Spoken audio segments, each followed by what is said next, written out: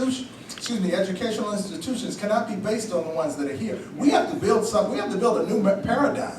Because the paradigm that we have today is not working. If we just decide, okay, we're going to put an African studies class in the midst of all of that other confusion, we're just going to have, confusion. So we have to be prepared to recreate everything. And we have to, if we have to, no different than in the days of Moses, if we have to do this externally, then what else is more important than us correcting this problem? Whatever we have to do, whatever it takes, is what we should be prepared to do. And I think that sometimes is a tough piece for us. If this is the problem and we're living in the problem and that's the solution looks repulsive. It looks repulsive, man, and I can't get there. So we have to be prepared to take that gut shot. We have to be prepared to engage in something that doesn't taste good, it doesn't look good, it doesn't feel good. Sisters, you all are going to have to deal with a new paradigm with regard to what makes up a family, what makes up a good relationship, what makes up a good man. We're going to have these tough conversations.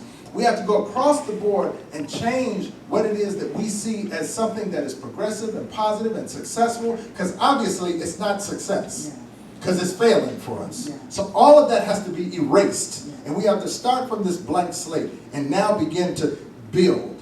America was built in 400 however many years. If you look at what we see today, this system, this infrastructure was built. They had to start somewhere. We have to start somewhere.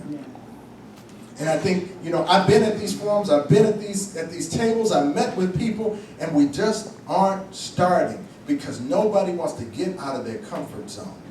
Nobody wants to leave and possibly risk it all. That's what it's going to take, in my opinion. Thank you. I have one question. I'm a descendant of slaves. My great grandmother, her name was Elizabeth Singletary, and basically she passed on. So basically, I want to know. I got two questions. I just want to know. Basically, I was bred on slave food, black eyed peas, pig feed, chitlins, those type of stuff like that. Black eyed, pork and beans and hot dogs and stuff like that. That mess up, our black community basically. What could we do to attack the community to bring back, good quality food like everlasting life and stuff like that? What could we do? How can we attack the generation today? Because everybody today is.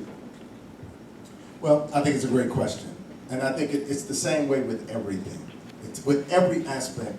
We have to now support the good and no longer support the bad. If we tomorrow decided to no longer, put optimal fuel in our Lexus and go get a crappy meal from McDonald's, if you just made the conscious decision that optimal fuel goes here, and if I need to, I'm gonna get rid of the Lexus, I'm gonna get a Toyota or whatever I'm gonna get, but I'm gonna get something that doesn't require this high-end whatever every time I fill it up, you start changing your whole thought process. So it has to start with you. You have to be that light. People have to look at you and say, what's up with him, man? He's always got energy. He always looks vibrant. He always is intelligent. He's always got energy for days. He can do whatever needs to be done, and he's always willing to engage. So you have to look at how you are that light in that tunnel. You're going back to a community that I don't go back to. I go back to a community that you may not. I have to be that light. And we have to be those points of light out here in trying to create change and trying to manifest a shift. And as we shift, it's going to shift. It may be one at a time, but we're going to get this traction. And once you get enough people, our people like to do stuff that other people are doing. So you get a good 100 of us somewhere doing something, and others will just join because they're like, well, it looks like I better do whatever they're doing. Some of them won't see the benefit. Some of them will just see, I better do what they're doing because it looks like everybody's doing what they're doing. So we jump on board sometimes behind that, and we just have to have good, accountable, and responsible leadership.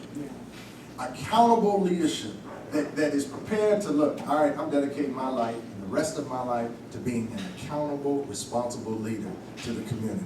And you're going to hold me accountable, and I'm going to hold you accountable. and we work and we build from there. But it's got to start with you. It's got to start with me. And as you make that change, others will see the benefits of those changes. And as you support the institutions that help manifest that change, then those other institutions will start deteriorating. If they don't make money, if you stop going to Crackdonald's on the corner here, it's going to shut down.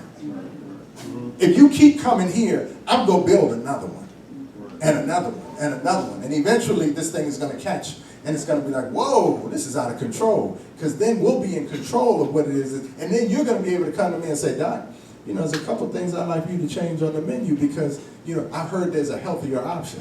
Well, that's what I'm all about. So let's research, let's qualify, make sure you're right, and then let's bring that in because I want the people to get well. That's what this is. I'm fighting. This is my position. This is my corner. This is where I throw my punch. Right here. It looks like a business. It looks like a restaurant. But if you qualify me as a restaurant or a business, you missed it. I'm here to help our people have a viable food source in the midst of a disserved and underserved, you know, business or restaurant community. It's bad. So I think it's a great question. I think we just got to activate the solution that we can within ourselves and move forward. Well, unfortunately, we have come to the close of this show. Let me just ask for anybody, do you have any events coming out that you want to make the public aware of? Anything going on? How can they get in touch with you, your social media? And then we are going to go ahead and close out. Again, I want to thank Dr. Baruch for shaking things up tonight. I love it. I want to thank Mr. Deshaun Edward, our social worker that was on the panel tonight. Reverend Washington from Ebenezer, the director of the men's department, and then we